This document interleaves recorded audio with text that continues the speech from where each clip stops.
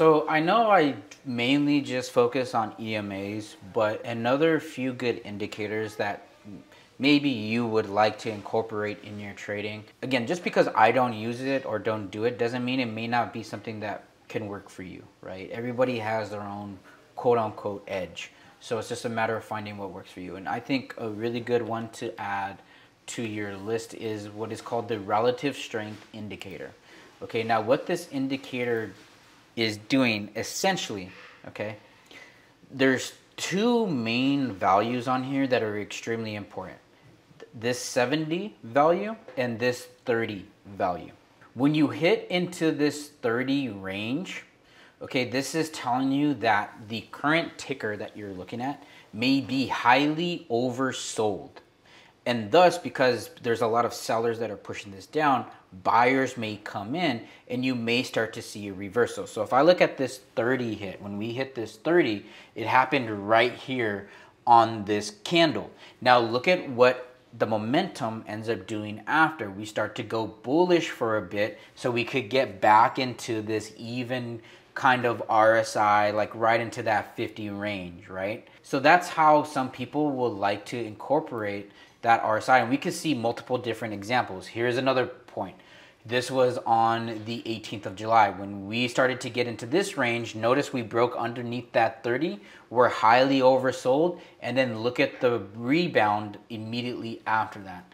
So RSI could be a great tool. Now, with all indicators, it's also very important to understand that they are lagging indicators, okay? So that data is gonna change. Now, let's look at a different example of when we're highly, instead of being oversold, we're gonna be highly overbought. That's when we get into this 70 range in the value. So if we look at over here, we had all these buyers coming in during this time, and at that point, we went above that 70 mark. We were highly overbought.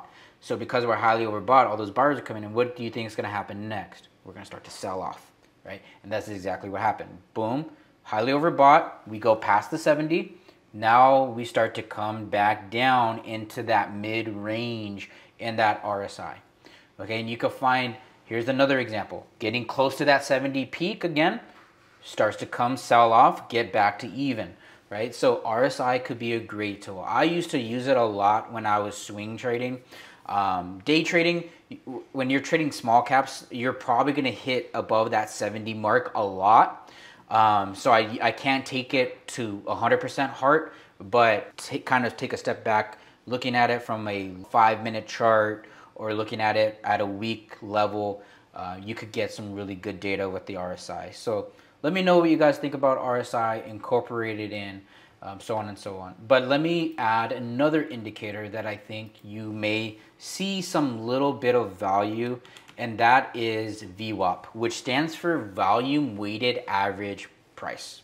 Okay, so with VWAP, when I add this in here, okay, it's gonna give me, at least here on, and what I'm gonna do too is get rid of these EMAs for now, just so that you guys could just focus on the VWAP.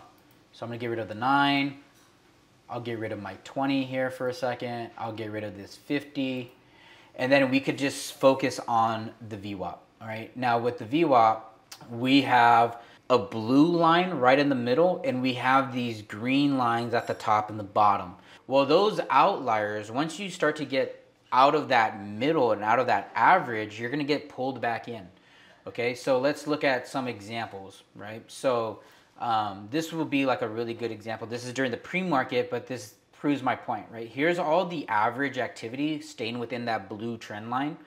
When you start to go outside of those green exteriors, right? Those green ultimate parameters, once you get out, it comes right back into that trend line. Same thing here. When you get out of that trend line, comes right back into that middle, and you want to try to stay within that middle.